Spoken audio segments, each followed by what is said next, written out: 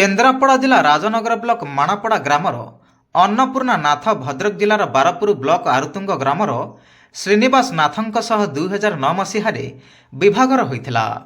अन्नपूर्णांक स्वामी नाथ परिवार होइथिबारु से भिक्षावृत्ति करी तांका परिवार प्रतिपोषण करुथिले। बेस किछि दिनर तेल लुणर संसार हस खुशी चलुथिला।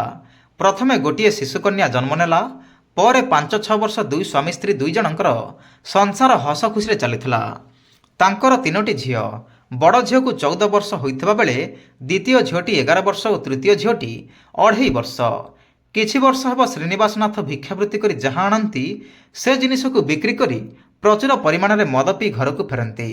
स्त्री जदि प्रतिवाद करे माड़ मारती। एमिति 5-7 वर्षर घटना।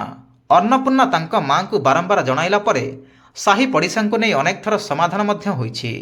मद्यप स्वामी बारंबार मारधर करला परे एही 15 दिन पूर्वर अन्नपूर्णा को नृशंस भाव में तांका स्वामी माड़ मारी कादुओ बिलरे पोति देथिबा देखि तांको पड़ोशी माने उद्धार करी प्रथमे मेडिकल को नैथिले ओ परे तांको चिकित्सा करे तांको बाप घर को खबर देथिले।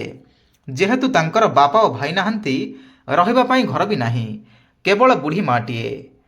से मध्य अन्य घरे आश्रय भी नैथिला, किंतु दैव दाऊ साधिला। अन्य उपाय न पाई तांको पड़ोशी अन्नपूर्णा को तांको 3 छुआंकु गोटिए गुहाल आश्रय देथिले। एही हृदय विदारक घटना खबर पाई दुखरे भांगी पड़िले केन्द्रापड़ार कर्मचंचल अनुष्ठान श्री जगन्नाथ चैरिटेबल ट्रस्टर कर्मकर्ता और सभापति श्रीजुक्त दमन महांती। संगे संगे पहुंची गले राजनगर माणपड़ारे। अन्नपूर्णा और 3 पिलांकु देखि कांदी पकाइथिले सभापति दमन महांती। पाख बजार को जाई राशन सामग्री और पिंधा वस्त्रर व्यवस्था करथिले। घर कराई देबा और व्यापार करी परिवार प्रतिपोषण दिगरे अर्थ प्रदान करबा को मध्य प्रतिश्रुति देथिले। केन्द्रापड़ारू प्रतिनिधि समीर कुमार प्रधानक रिपोर्ट, आवाज ओडिशा।